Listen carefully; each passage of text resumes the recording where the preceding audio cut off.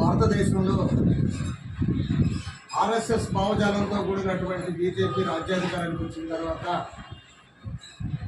అంబేద్కర్ రాసినటువంటి రాజ్యాంగాన్ని పక్కన పెట్టి హిందూ ఉన్మాద ఆర్ఎస్ఎస్ భావజాలాన్ని ఈ దేశంలో భారత ప్రజలపై రుద్దటం కోసం వాళ్ళు ఈ దేశాన్ని హిందూ రాష్ట్రంగా ప్రకటించుకోవడం కోసం ఒకే మతం ఒకే దేశం ఒకే ఎన్నికనే పేరుతోటి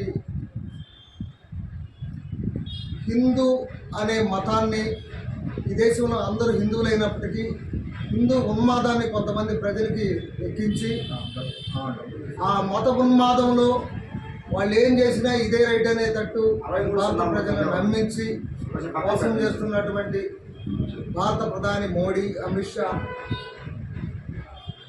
ఈ దేశ పౌరులైనటువంటి ఆదివాసులు వాళ్ళకి దశ నేర్పినటువంటి మావోయిస్టుని ఆపరేషన్ కగారు పేరుతోటి అంతిమ యుద్ధం అని చెప్పేసి వాళ్ళని చంపి 2026 మార్చి 31 నాటికి మావోయిస్టులు లేకుండా చేస్తామని ఒక హంతకులు మాట్లాడినట్టు ఈ దేశ హోంమంత్రి అమిత్ షా మాట్లాడుతూ సిగ్గుసేటుగా భావిస్తున్నాం.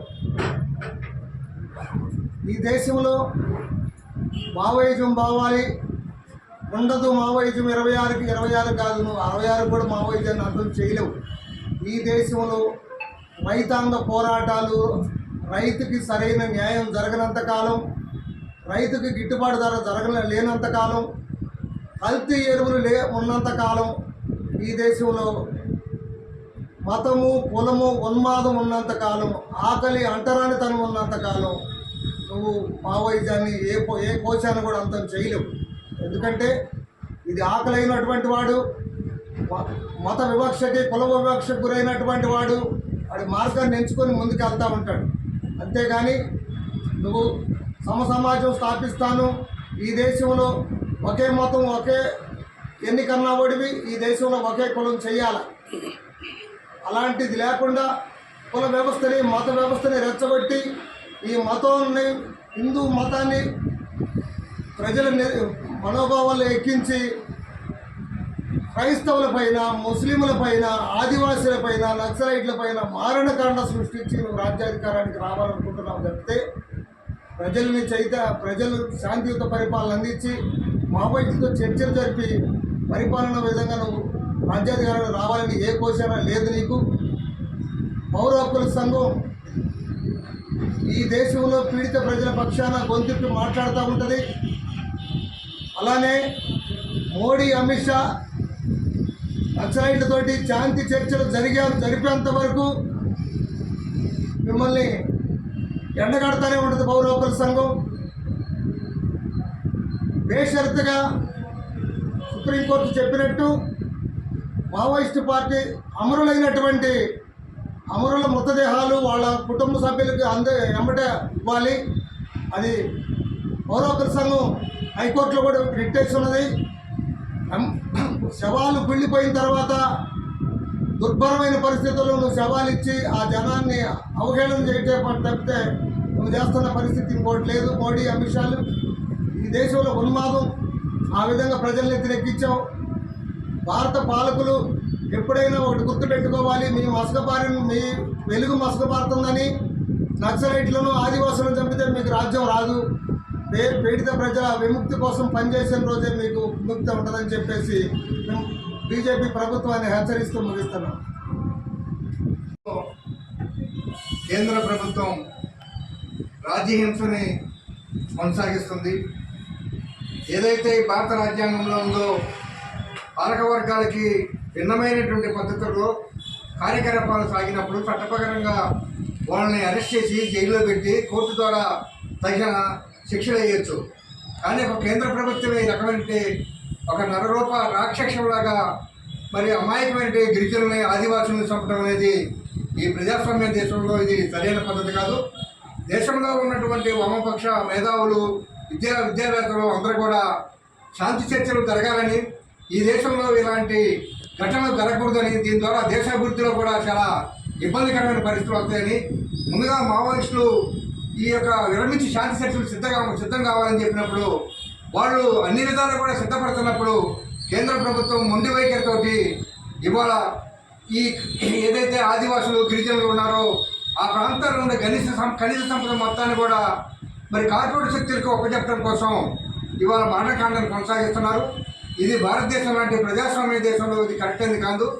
ఇప్పటికైనా సరే ఎమ్మటే ఈ కగారు ఆపరేషన్ ఆపేసి శాంతి చర్చలు జరిపి ఈ దేశ పౌరుల్ని మరి ప్రజాస్వామ్యయుతంగా ఉండేటువంటి అవకాశాలను కల్పించవలసిందిగా సిపిఐఎంఎల్ లిబరేషన్ పార్టీ తరఫున విజ్ఞప్తి చేస్తూ ఇప్పుడు పాకిస్తాన్తో చర్చలు జరిపి యుద్ధాన్ని ఆపేయగలిగినప్పుడు స్వదేశంలో ఉన్న పౌరులతోటి శాంతి చర్చలు జరిపి సమస్యను పరిష్కారం కొనుక్కోవడానికి అనేకమైన మార్గాలు ఉన్నాయి. కానీ ఆ వైపున కాకుండా ఒకవైపునే మరి కేంద్ర మంత్రి లాంటి వాళ్ళు మేము 2026 సంవత్సరానికి ఈ దేశంలో మావోయిజం లేకుండా చేస్తామనేది ఆయన యొక్క అహంకారానికి ఈ పాలక వర్గాల యొక్క రాక్షసత్వం నిదర్శనంగా కనపడుతుంది. ఇవాళ ఈ దేశంలో మావోయిస్టులు ఏమేమి చెప్తున్నారో అది ప్రజలకు ఉపయోగపడితే ఆ సమస్యలన్నింటినీ పరిష్కారం చేస్తే ఈ దేశంలో మావోయిజం లేకుండా పోతుంది తప్పితే ఇవాళ అదొక శాంతి భద్రత సమస్యగా తీసుకొని వాళ్ళని కాల్చడం ద్వారా లేకపోతే రక్తపాతం చిందించడం ద్వారా భయభ్రాంతులు చేయడం ద్వారా ఈ దేశంలో మేము శాంతి నిలబడతాం అనేది పాలక వర్గాల యొక్క మొండి వైఖరి. ఇది వాళ్ళ అమాయకత్వాన్ని కూడా ఈ భారతదేశ చరిత్రలో ఎక్కడ కూడా ఈ విధమైనటువంటి మరి ప్రపంచ దేశాల్లో అనేక దేశాల్లో పోరాటాలు జరిగినప్పుడు చర్చలతోటి సామరస్యపూర్వకంగా చర్చించుకొని ప్రజాభిప్రాయాలను ప్రజా సమస్యలను పరిష్కరించడం వెళ్ళారు తప్పితే ఈ రకమైన భారతదేశంలో ఎప్పుడు అవలంబించలేదు.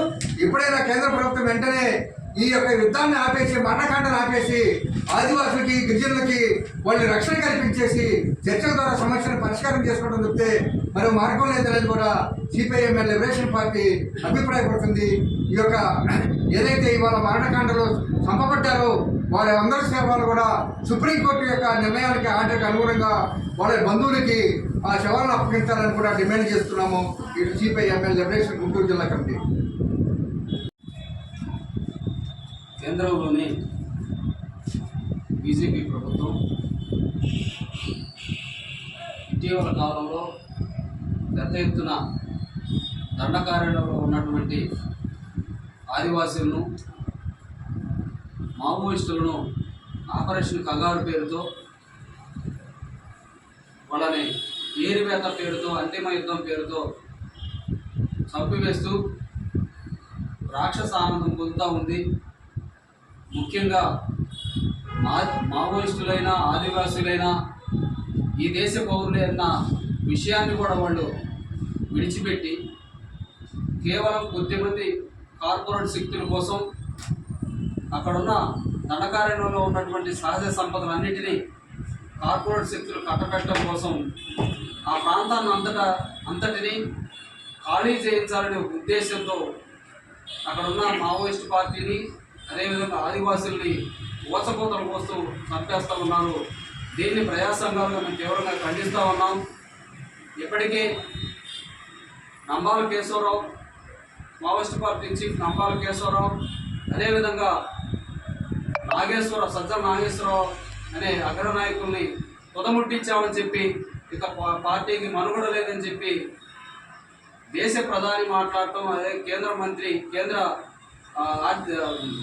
హోంమంత్రి అమిత్ షా మాట్లాడటం చూస్తూ ఉంటే